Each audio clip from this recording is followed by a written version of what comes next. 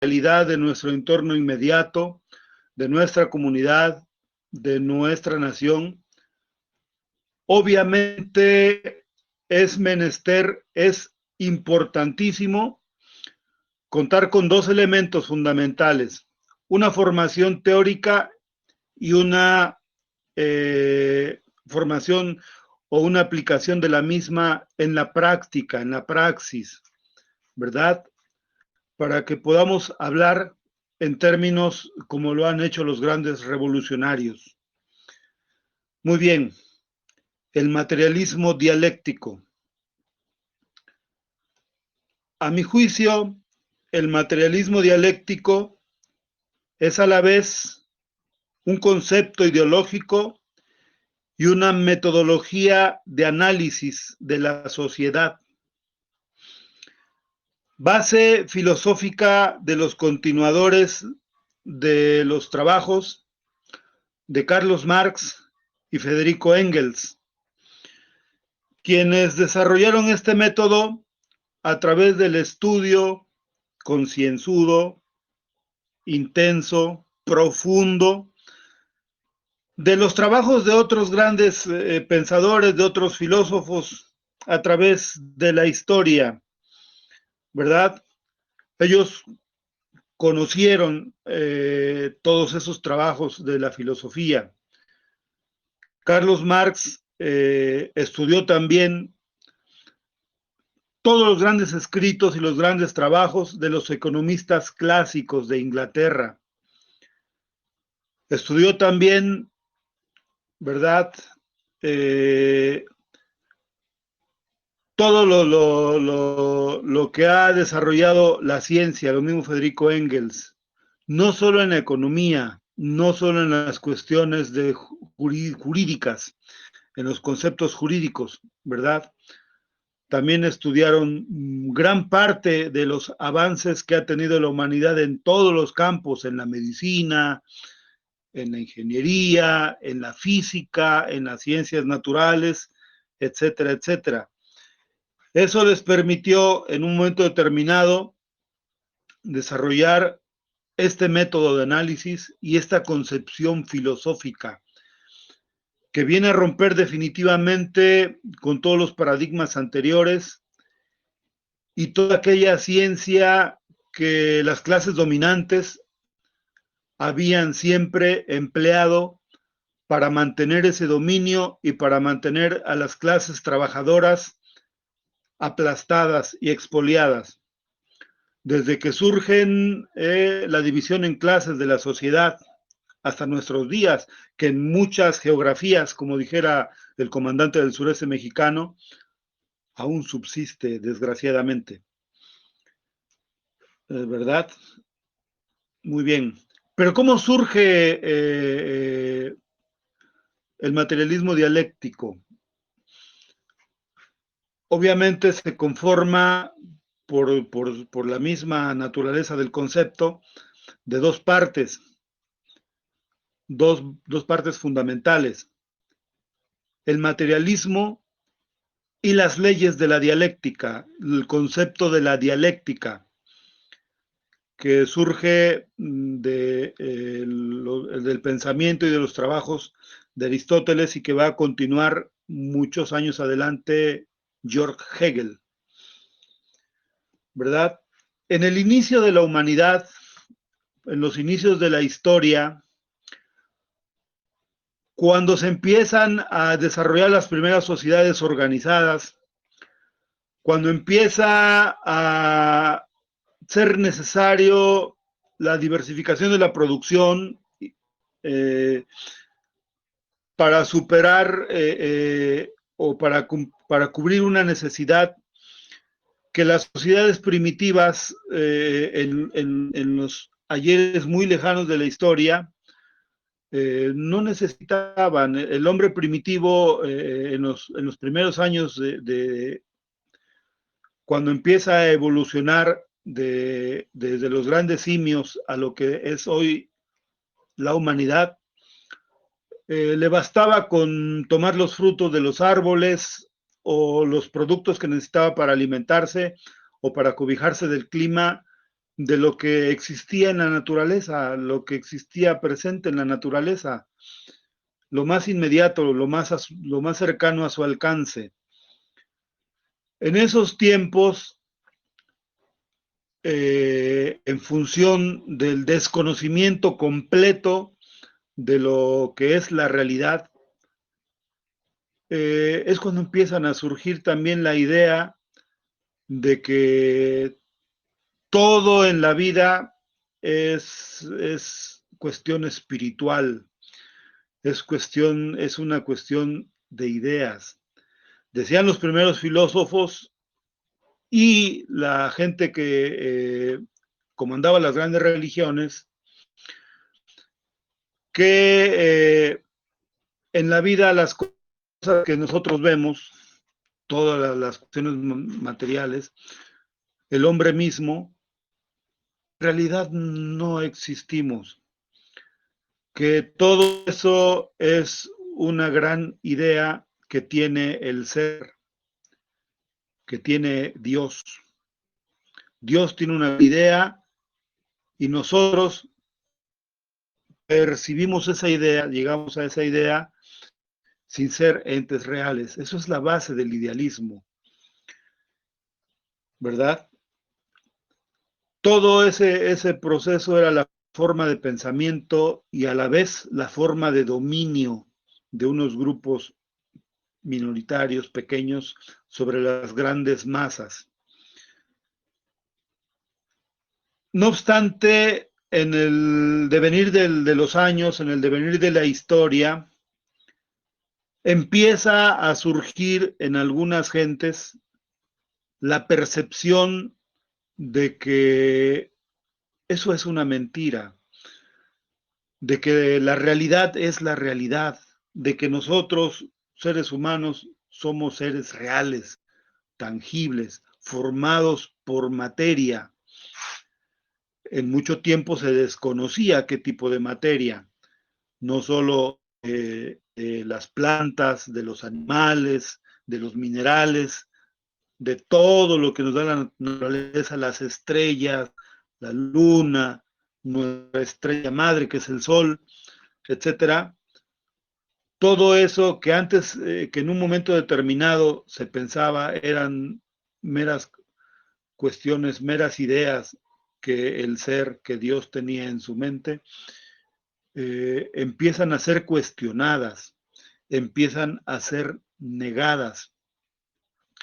Y alguna gente empieza a considerar que todo eso, incluidos nosotros mismos, estamos constituidos por materia, por cuestiones reales, ¿verdad? Pero todos esos procesos en cómo se va conformando esa manera de pensar, ¿verdad? Han sido procesos graduales, han sido pequeños avances por aquí, por allá, ¿verdad?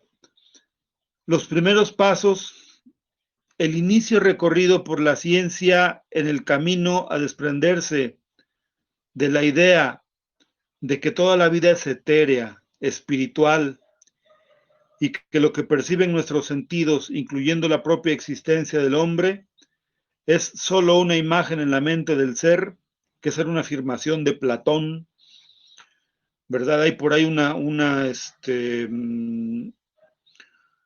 concepto que manejaba Agustín de Hipona, llamado San Agustín, en el texto de La ciudad de Dios, donde decía que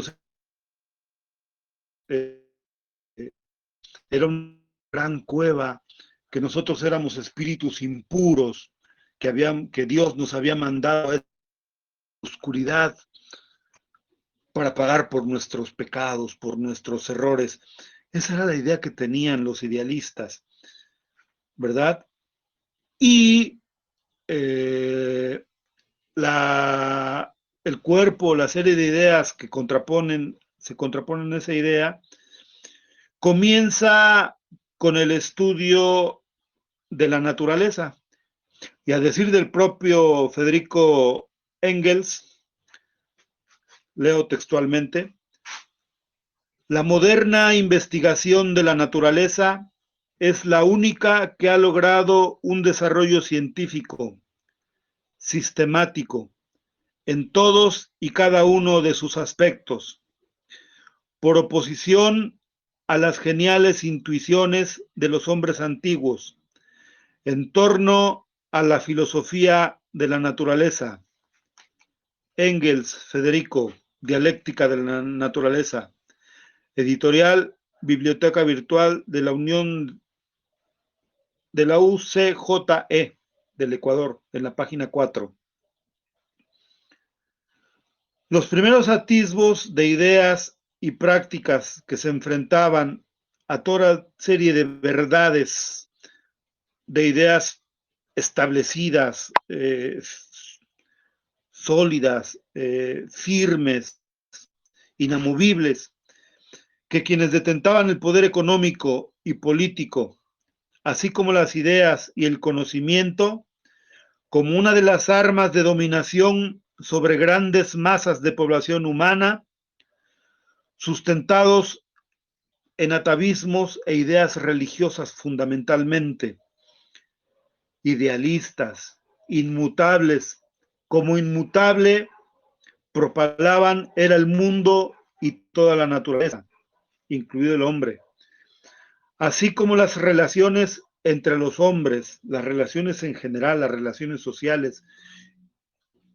Bueno, después supimos que incluso las relaciones de producción, en épocas remotas que pueden, no obstante la lejanía, ser ubicadas en el tiempo y en el espacio, en la vieja Europa, allá, a lo lejos, en la infancia de la humanidad, como abundaran Carlos Marx y Federico Engels al señalar, cito textual: la moderna investigación de la naturaleza data, como toda la historia moderna, de aquella formidable época a la que los alemanes, por desgracia nacional, que en aquel tiempo experimentamos, damos el nombre de la Reforma, y que los franceses llamaron el Renacimiento, y los italianos el Cinquecento. Ibidem, página 4. Era la noche de los tiempos. El camino para deshacerse de la idea de la inmutabilidad de las cosas, de que todo permanece igual, de que nada cambia, de que todo ha sido creado tal como lo hemos conocido, como lo conocemos hoy desde un principio, ¿verdad? El ser humano incluido. Del mismo modo que la idea de un creador absoluto de todo el universo, el cual, según estas ideas, habría sido creado tal y como lo conocemos hoy. Es a partir de ello que comienza a ganar terreno una concepción de la era materialista. Cito textualmente nuevamente: al paso que entre los pueblos latinos, una observación mía, Europa Occidental, nuevamente textual, iba arraigando cada vez más un luso espíritu libre, heredado de los árabes y nutrido por la filosofía griega recién descubierta, que preparaba ya el terreno para el materialismo del siglo XVIII. Misma fuente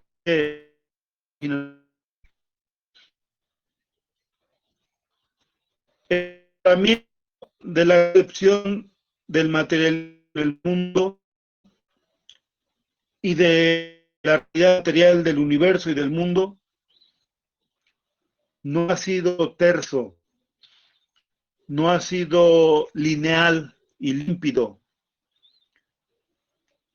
Ha evolucionado a través de grandes dificultades, de una oposición férrea, incluso violenta en ocasiones, de la religión, por ejemplo, fundamentalmente la imperante en Occidente, que es la que por lo menos yo conozco, y ¿verdad?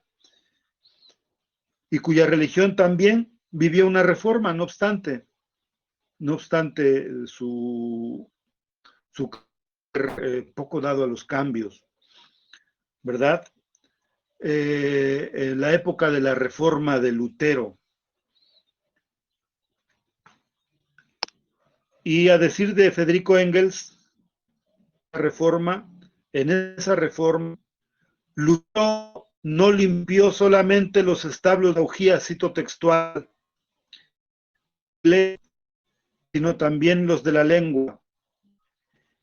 Y es que los héroes del tiempo no vivían aún tan esclavizados por la división del trabajo, cuyas consecuencias apreciamos el raquitismo y los sucesores.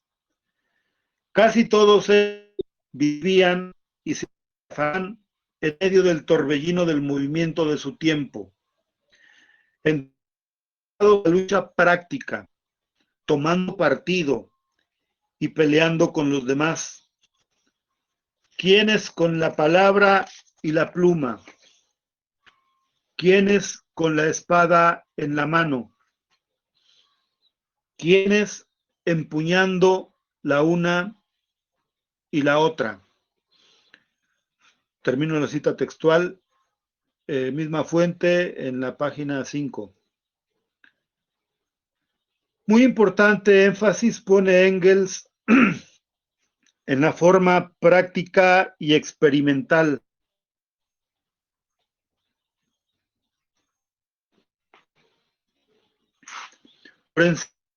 De las formas basadas en la elaboración puramente mental, que Engels señala de manera lapidaria, directa y sin tapujos en las siguientes líneas.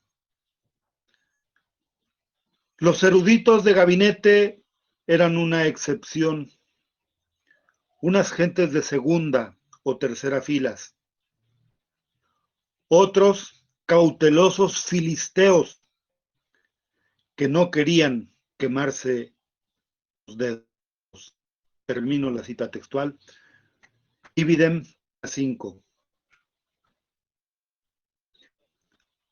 Las observaciones e investigaciones mediante método científico de personalidades Euclides, cuya contribución fue muy importante con la concepción y su dibujo que nos compartió del sistema solar. Pero no solamente fue los árabes también, con aportaciones como el tema de la numeración decimal, tan importante hoy día, y los rudimentos de álgebra todavía más importantes, gracias a lo cual podemos gozar hoy de los ejemplos y conceptos. Ello al desarrollo de la ciencia hasta el medievo,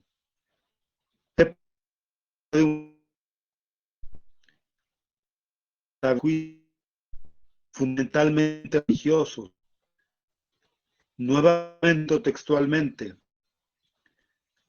la Edad Media cristiana no había dejado tras de sí absolutamente nada. Texto de Engels en la página 9. Siguiendo el análisis de ese mismo texto, más adelante señala Engels, todavía con mayor precisión, Pero lo que caracteriza especialmente a este periodo es el haber llegado a desentrañar una peculiar concepción de conjunto, cuyo punto central es la idea de la absoluta inmutabilidad de la naturaleza. Termino la cita textual.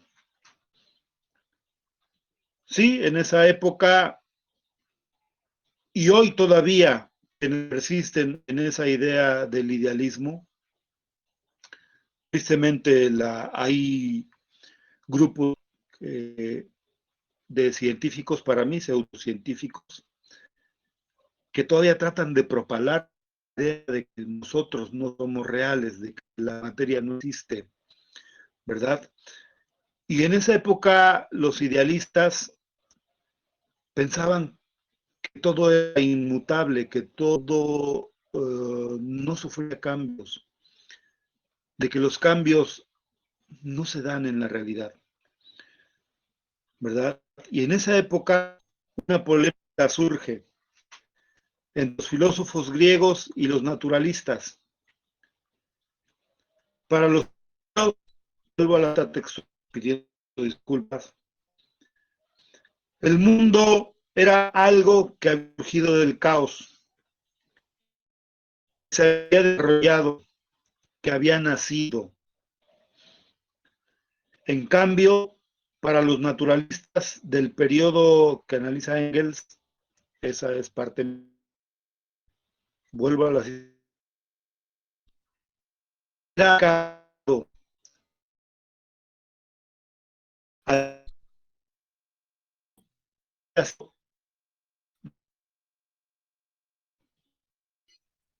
Camarada Marco, ¿será que puede estar en otro lugar para que la señal te llegue bien? Porque se le está cortando.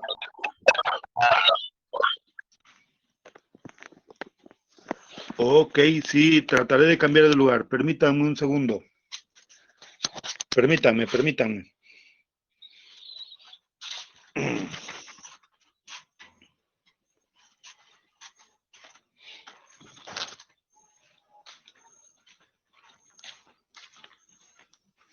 Ya voy a cambiar de lugar. ¿Ya se me escucha mejor?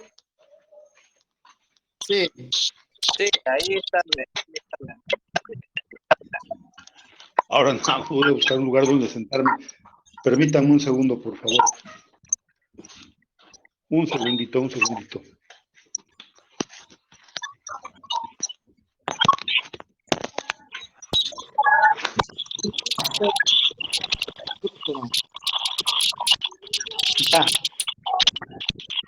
Ya estoy aquí. Muy bien. Ya no estoy cortado.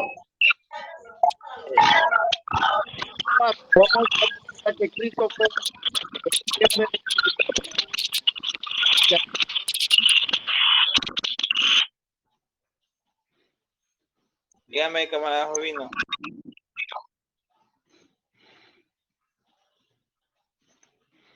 Continúa, Marco.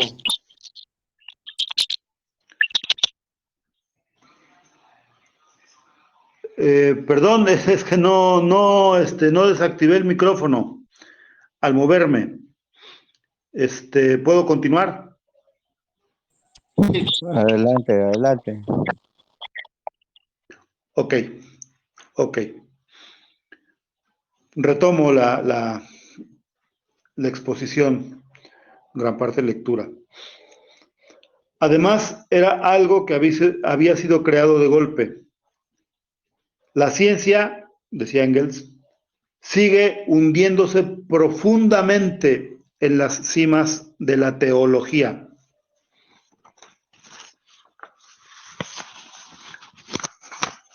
La teoría formulada por Cuvier, que sostiene que en vez de una creación divina, una sola creación divina, es toda una serie de actos de creación y que convierte al milagro en palanca de la naturaleza, será cuestionada por la tesis cartesiana de que la cantidad de movimiento existente en el universo es invariable, es una, con lo cual las fuerzas físicas específicas, los tipos inmutables de la física, se reducen a las distintas formas de movimiento de la materia. Cito textual: formas diferenciadas que se convierten las unas en las otras, con sujeción a determinadas leyes. A decir de Engels, la física había llegado, como antes la astronomía, a un resultado que apuntaba, en definitiva, necesariamente al ciclo perenne de la materia en movimiento. Ibidem, página 11 y 12. Visto cómo comienza a surgir en el mundo la concepción que sostiene y demuestra la realidad de la materia, la realidad de las cosas que conocemos, de las plantas, de los animales, ¿verdad? Del hombre mismo, ¿verdad? Y que el mundo está formado por materia y que todo eso es real, y con lo cual comienza a surgir la convicción de que es necesario liquidar el idealismo. De a poco a poco, también comienza a desterrarse la idea de la inmutabilidad de la naturaleza, de que toda la naturaleza permanece tal como ha sido siempre, desde la creación, dijeran los idealistas,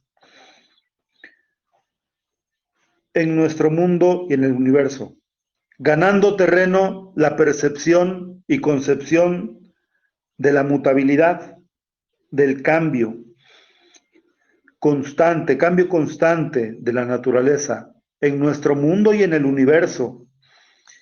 Y Engels señala en la obra que analicé, hemos retornado así, cito textual, a la concepción de los grandes fundadores de la filosofía griega, según la cual la naturaleza toda, desde lo más pequeño hasta lo más grande, desde el grano de arena hasta el sol, desde el protozoo hasta el hombre, se halla, existe en perenne movimiento, en perenne proceso de nacimiento y extinción, en el flujo incesante, en un estado continuo de movimiento y cambio, pero con una diferencia esencial, y es que lo que para los griegos solo era una intuición genial, constituye para nosotros el resultado de una investigación científica y experimental. Todas esas ideas que no han surgido como por arte de magia,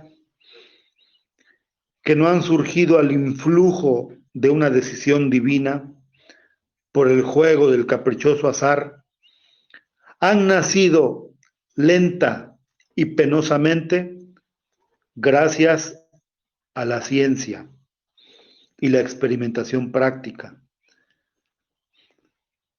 Ha sido un desarrollo muy difícil, que ha costado incluso sangre, que ha costado la vida de algunas gentes que se dedicaron a experimentar, a conocer, a afirmar, como Copérnico, por ejemplo, ¿verdad? Que sufrió cárcel por afirmar que nuestro planeta era una esfera cuando la idea prevaleciente es que la Tierra era plana y de origen divino, ¿verdad? La experimentación práctica ha sido lo que nos ha ido poco a poco, muy penosamente, con muchas dificultades, alejando de esas ideas, como señala Engels y cito a continuación. Fue una coincidencia significativa el que casi al mismo tiempo en que veía la luz el embate de Kant contra la perennidad del sistema solar, lanzase C. E. Wolf en 1759 el primer ataque contra la permanencia de las especies y proclamara la teoría de la descendencia. Y lo que en Wolf no era todavía más que un vislumbre genial, cobró contornos claros y definidos con Owen, Lamarck y Bauer, para triunfar definitivamente 100 años más tarde, en 1859, gracias a Darwin. Mismo texto en la página número 13. La astronomía primero, luego la física tuvo un desarrollo espectacular, como todas las ciencias naturales, unas primero, otras después, unas de momento se frenan, otras crecen espectacularmente, pero todas han servido como los primeros estudios del estudio de la naturaleza en general y la química para demostrar la importancia de la materia y la esencia material de todas las cosas, de hecho, y del hombre mismo.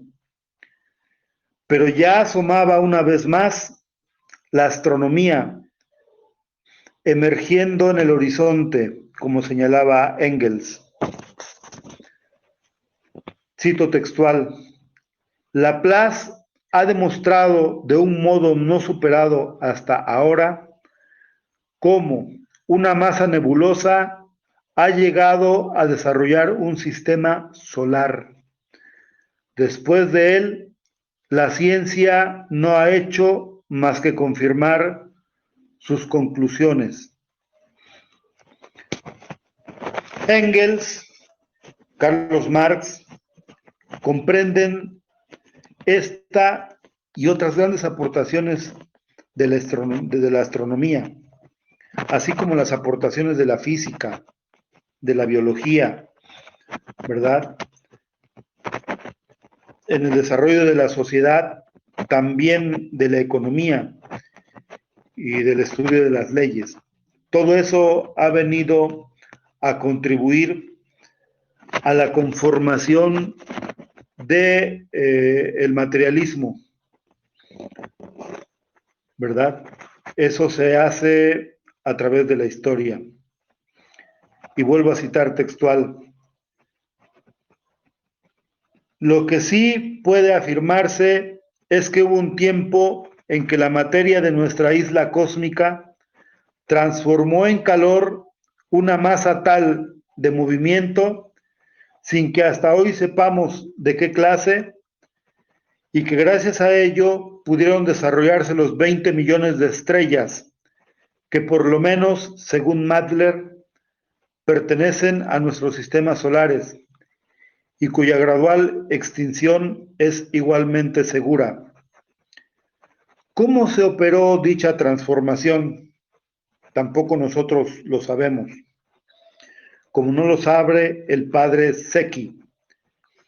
Si el futuro caput mortuum de nuestro sistema solar volverá a constituirse algún día en materia prima de nuevos sistemas solares. No tenemos más remedio que llegar a la conclusión de que la materia prima candente de los sistemas solares de nuestra isla cósmica surgió por una vía natural, mediante las transformaciones operadas por el movimiento, inherentes por naturaleza a la materia móvil, y que sus condiciones tendrán también que reproducirse por obra de la materia misma, aunque sea a la vuelta de millones y millones de años, de un modo más o menos fortuito, pero con la fuerza de la necesidad que es inherente también a lo casual. Vimos ya el desarrollo de las ciencias naturales, cómo pasa a comprenderse que todo en la vida está formado por materia, que nosotros somos entes materiales, ¿verdad? Y las cosas que nosotros vemos y con las que interactuamos día con día, las que consumimos para nuestra alimentación, las que utilizamos para nuestro vestido, para nuestra transportación de un lugar hacia otro, todo eso es una realidad y está formado por materia. Es una sustancia individual, separada de mi realidad, separada de nuestra realidad, ¿verdad? Pero también las relaciones entre los hombres, y eso lo descubrieron los primeros materialistas y sobre todo Marx, Engels, las relaciones entre los hombres también están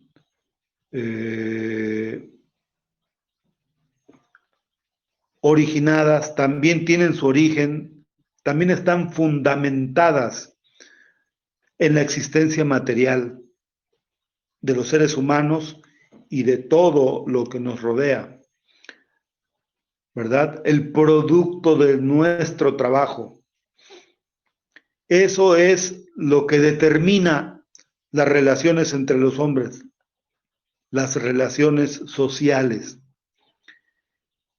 Y eso también, en ese terreno, también el materialismo alcanza un gran adelanto. Pero era un materialismo en las primeras épocas, un materialismo no móvil, era un materialismo anquilosado, no práctico. Y eso es el gran desarrollo genial que toman de Aristóteles y posteriormente de Hegel, Carlos Marx y Federico Engels, quienes vienen a proveer esas concepciones materialistas de la idea de que todo en la vida cambia, de que las relaciones sociales también cambian en función de la realidad material, ¿verdad? Pero de eso no quiero meterme más porque eso, la explicación de las leyes de la dialéctica ante el ofrecimiento del camarada Joel, yo le dejaría esa parte a él. Hasta en tanto es cuanto he logrado desarrollar. Muy buenas noches. Espero sus opiniones. Bien, excelente, camarada Marco. Vamos a permitir que Joel dé continuidad y que al final, si hay algunas interrogantes, algunos aportes que se consideren importantes, entonces se haría. Joel, entonces, puede continuar.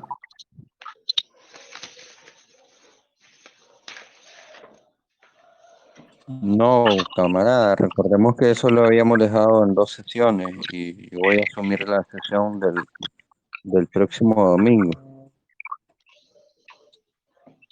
Ok, Así ok. es, efectivamente.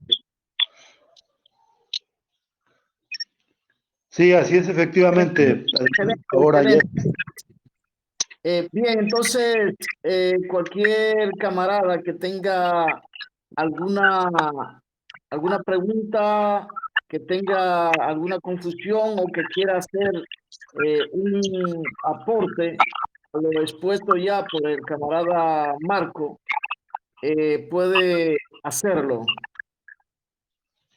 Yo sí, sí me gustaría Sí, compartir. sí, un momento, camarada, un momento, Christopher. Solo Ya, recordarles de que cierren su micrófono cuando dejen de usarlo, por favor, que se mete el ruido. El camarada Marcos tiene abierto el suyo, bueno, y yo cierro el mío ya.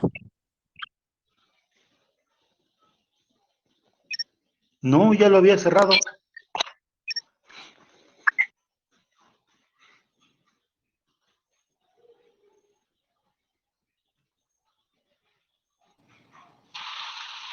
¿Quién lo desea hacer la palabra? ¿O puedo yo? Es breve.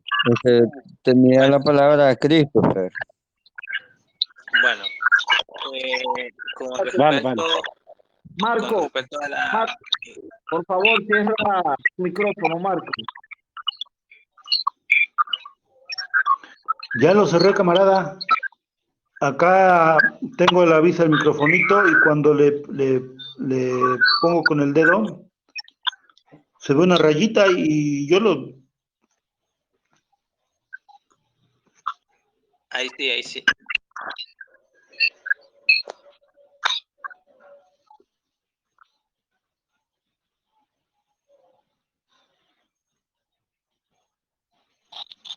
Christopher, ¿puedes tomar la palabra? Sí, ya, bueno, no, aunque que no pasa nada que haga un pequeño ruido, ¿no? Porque yo sé que mi voz se escucha bien, ¿no? Ya, bueno, argumentando de la investigación que hizo aquí el camarada Marco, tengo que argumentar que en el siglo primero y en el siglo segundo, Grecia fue uno de los países donde tuvo una política muy transparente, muy equitativa, muy equilibrada.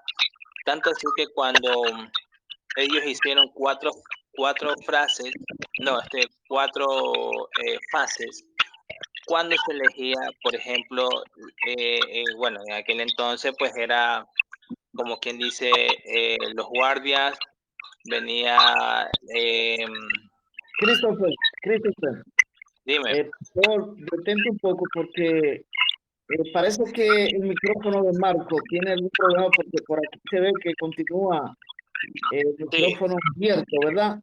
Aunque él dice que está cerrado, pero se escucha el ruido molestoso que interfiere con lo que tú estás hablando. Entonces, vamos a ver si Marco puede corregir ese problemita. ya, yo creo que ya. Entonces, como iba, ¿no? Grecia fue una de las primeras civilizaciones del siglo primero y del siglo segundo, donde tuvo una política muy transparente. Al momento de elegir, por ejemplo, habían las competencias entre los ciudadanos. Por ejemplo, había para ser guardia, había para ser político, había para ser, en este caso, lo del deporte, porque los griegos amaban mucho lo que era de las Olimpiadas y deporte.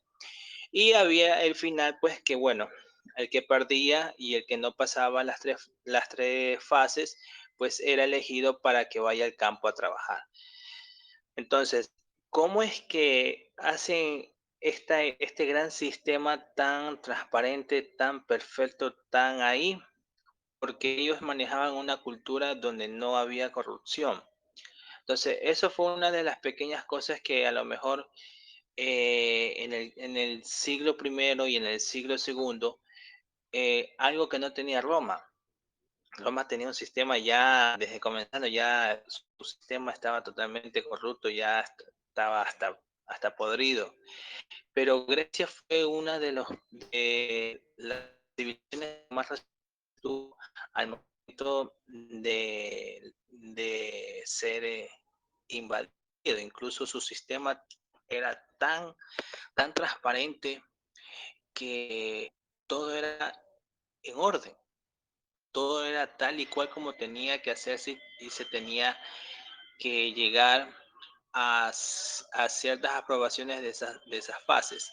Algo que obviamente para Roma era como molestoso porque ellos tuvieron desde un principio como que ellos querían ser los únicos. Entonces, a veces poniéndome a conversar con personas, con amigos que saben de historia, y les he dicho que podemos decir que es como el comienzo de la lucha de clases desde en ese sentido. O sea, porque en Grecia todo el mundo era preparado. Todo el mundo se inscribía para, después de 4 años, las competencias y el final eran lo que les llamaban las Olimpiadas. Entonces llevaba un sistema tan así, tan seguro, que había muchos jóvenes que se enrolaban. Incluso una de las cosas que más llamó la atención era en aquel entonces los teatros. Como podemos ver en las imágenes, hacían como una especie de círculo donde se podía escuchar en la parte del centro todo lo que ellos actuaban. Y entonces era demasiado tan lindo que ellos actuaban, interactuaban también los textos de Aristóteles, de Platón, de Sócrates, en fin, de todos los filósofos de aquel entonces, ¿no? Entonces era una cultura muy, muy, muy preparada. Entonces, ese es un aporte que yo hago porque pues obviamente lo estudié y lo que dice aquí el camarada Marco, desde los principios primitivos, sí es verdad, porque ahí no existía nada de capitalismo, ahí solamente era, digamos, como un comunismo primitivo. Ya, el hombre se servía de la naturaleza, el hombre eh, vivía de lo que la naturaleza le daba y así vivía en comunidad. Claro que también existían, por ejemplo, las tribus y los clanes que pues este, tenían sus propios espacios, pero los protegía. Pero este, me pareció súper interesante y solamente esta es mi pequeña aportación bajo la investigación que hizo Marco. Muy bien, Christopher. Otro camarada, le sugiero que traten de ser breve, ¿verdad? Al momento de hacer su ponencia. Sí, sí, sí. A mí me toca, además de toda essa parte mais histórica e filosófica, também algumas questões científicas. Einstein lo era socialista, pero además de conhecer toda a filosofia como científico intelectual, pero mais cercano à física, também era socialista. Eh, y, y início do século XX, a ciência e a tecnologia ha proporcionado um desafio dialético a las concepções materialistas, tanto del materialismo idealista del processo antes de Marx e depois de Marx, del materialismo histórico e dialético. No que no lo sea o no lo esteja em el quadro de la importância cultural, todos os demás. Pero há filósofo e político peruano, inicialmente também camarada de José Mariátegui, que é Víctor Raul. Eu he estudado acerca da filosofia de Víctor Raul, da Associação del Pueblo Revolucionário Americano, LAPRA, e lá proponido um avanço em termos de conhecimento del marxismo original o el marxismo clásico, incluyendo las concepciones de la filosofía y de la física cuántica en los aspectos más científicos de la teoría y práctica marxista, como una actualización del modelo y el concepto pré-Marx de la historia es conocido como las sociedades antiguas y el feudalismo y el renacimiento, hasta aquel periodo de Marx. Después, Marx le interpreta a la luz de su genialidad para el comunismo primitivo algunas influências positivistas em lo término de la época medieval, ou seja, los processos idealistas e depois los processos materialistas. Pero hay nuevas questões agora em siglo XXI, como actualizar e incluir el rol de la teoría y práctica marxista las innovaciones en términos de la física, no solamente de la física cuántica, sino también la relatividad, la fractalidad y la singularidad, que son los cuatro principios de la nueva física post-newtoniana. Entonces son varios aportes y posibilidades ahora que compite a nosotros, lo que estamos adelante de todas essas diversidade de temas para tratar e fazer o trabalho de integração de los conceptos, integração de las filosofias, integração de las culturas, para proporcionar uma nova plataforma intelectual de interpretação e reinterpretação. Sí, claro, teniendo el marxismo como parámetro, pero incluyendo no solamente las nuevas físicas, también el entendimiento de las relaciones naturales y de la naturaleza acerca de la filosofía oriental. Ahora que China puede tener una gran fuerza, no solamente China, pero también Corea del Norte, Vietnam, Laos, que puede tener una gran contribución haciendo todos esos trabajos. Y muchas gracias. Y son temas muy importantes y que podremos después, en otra oportunidad,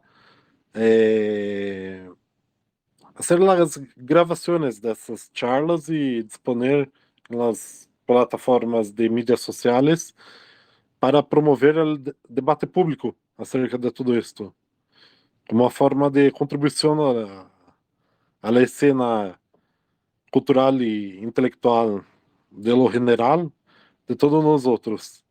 Pero a mí me encanta todo lo que Marco lo ha descrito, leído e comentado com su perspicaz forma de conhecimento também de filosofia, que a mí me gusta muito. Então, muitas graças. Bien, gracias a ti, Fernando, por tu valioso aporte, tu contribución a lo que ya había puesto camarada Marco. Bien, si hay algún otro camarada que quiera hacer alguna contribución, algún aporte a lo tratado esta noche, puede hacerlo, recordando la brevedad.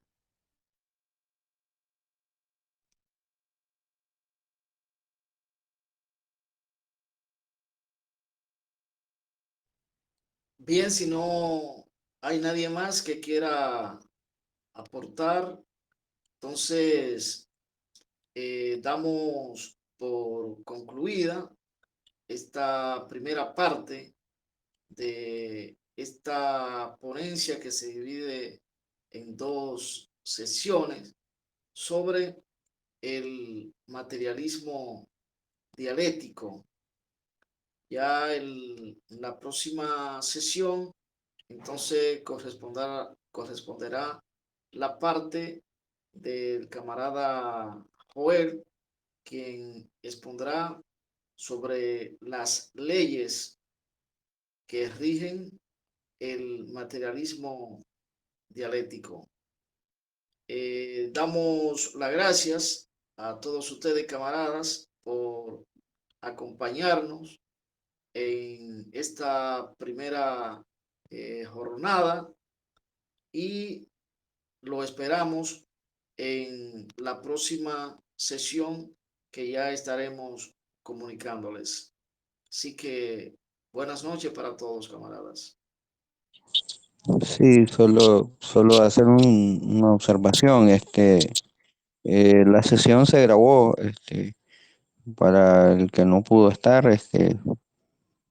creo que el camarada Pazmiño estaba por ahí, que no pudo conectarse. Y para los que estuvimos también, está grabada la sesión a solicitud, pues yo se las comparto. Saludos, buenas noches a todos, camaradas, gracias por estar acá.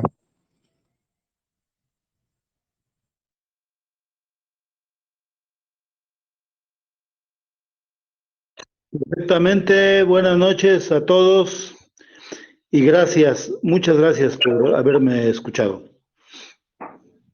Buenas noches y disculparán que no haya podido estar.